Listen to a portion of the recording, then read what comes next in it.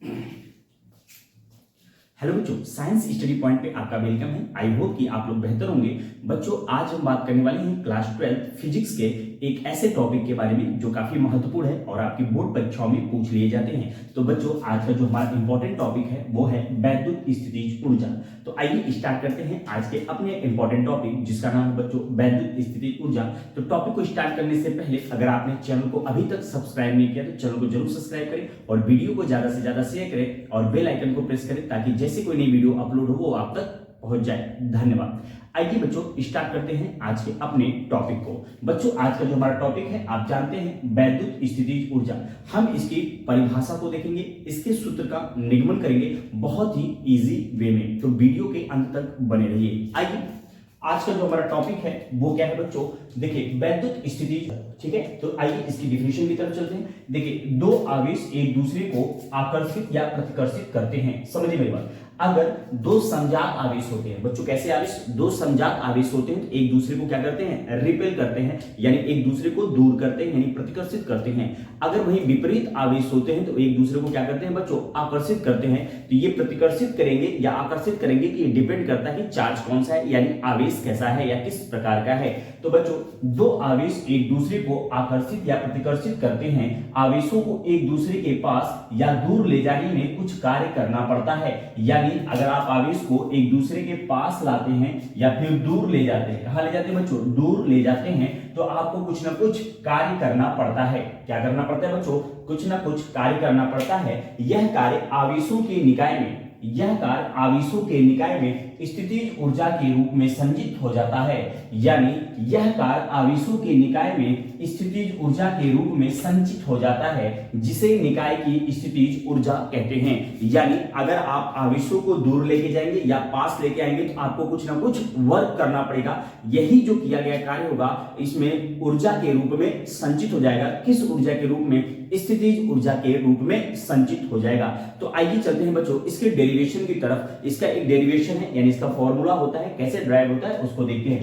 पहले आपको क्या करना है? माना एक निकाय AB दो आवेशों प्लस Q1 और Q2 से r दूरी पर स्थित है। आवेश Q2 को अनंत पर मानते हुए प्लस Q1 के कारण उत्पन्न विभव आपको ज्ञात करना है। तो समझिए, पहले क्या करना है बच्चों? आप ये मान लीजिए कि यहाँ पे दो बिंदु A है, एक बिंदु A है और दूसरा बिंदु बच्चों क्या है? B है। ठीक है, यहाँ पे प्लस Q1 आवेश रखा गया है। ठीक है, और यहाँ पे समझिए ये बिंदु A है और ये बिंदु क्या है? B है। इन दोनों की बीच की दूरी बच्चों कितनी है? R है। ठीक है, ये कितनी है बच्चों? R है। अब यहां से दूर अनंत पर आपको क्या करना है? इंफिनिटी पर एक चार्ज मान लेना है, यानी प्लस Q2 मान लेना है। ठीक है, अब प्लस Q2 को आपको B बिंदु तक लेके आना है। यही जो किया गया कार्य होगा आपको निकालना होगा। ठीक है बच्चों, तो हमने लिखा माना प्लस Q1। ठीक है, माना एक निकाय है AB दो आवेश प्लस Q1 और प्लस Q2 से बना हुआ है। ठीक है, जो कि एक दूसरे से r दूरी पर स्थित है। तो आवेश Q2 को अनंत पर मानते हुए प्लस Q1 के कारण विभव आपको ज्ञात कर लेना है। तो समझिए, इसके कारण जो B बिंदु पर विभव होगा, ठीक है बच्चों, कहां पर? B बिंदु पर जो विभव होगा, माना B बिंदु पर, कहां पर बच्चों? माना इस बिंदु पर जो विभव होगा उसको आपको क्या कर लेना है? निकाल लेना है। तो माना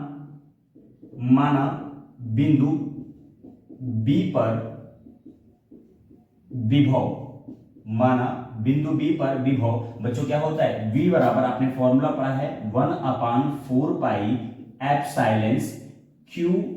यहाँ पे Q1 की काम निकालो तो Q1 मान लीजिए अपान में R।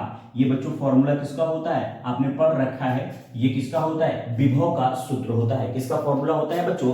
विभव का सूत्र होता है V बराबर 1/4 पाई एप्सिलॉन Q1 अपान R। Q1 के कारण निकालना है तो यहाँ पे Q1 अपान R हो जाएगा। अब क्या करना है बच्चों? अब जो Q2 की चार्ज है, ठीक है बच्चों, जो Q2 चार्ज है उसको क्या करना है? अनंत से बिंदु B तक लाने में किया गया कार्य आपको निकाल लेना है। तो हम क्या करेंगे? ठीक है बच्चों, जो प्लस Q2 आवेश है, ठीक है, प्लस Q2 आवेश को अनंत से, कहां से बच्चों? अनंत से बिंदु B तक लाने में किया गया कार्य आपको निकाल लेना है। तो समझिए, इसके कारण जो B बिंदु पर विभव होगा, माना B बिंदु पर जो विभव होगा उसको आपको क्या कर लेना है? निकाल लेना है। तो माना बिंदु B पर विभव, ठीक है, प्लस Q2 आवेश को अनंत से बिंदु B तक लाने में किया गया कार्य आपको निकाल लेना है। तो समझिए, इसके कारण जो B बिंदु पर विभव होगा, माना B बिंदु पर जो विभव होगा उसको आपको क्या कर लेना है? निकाल लेना है। तो माना जो किया गया कार्य आपको ज्ञात करना है। तो आपने एक फॉर्मूला पढ़ा है, बहुत सिंपल सा फॉर्मूला आपने अगर पढ़ा होगा, ठीक है, इसी चैप्टर में आपने पढ़ा है, ठीक है। विभव का फॉर्मूला क्या होता है, V बराबर बच्चों देखिए V बराबर क्या होता है, W/Q, ठीक है। तो यहां से हमें W चाहिए, तो यहाँ पे आप लिख लीजिए V बराबर क्या होता है, W/Q।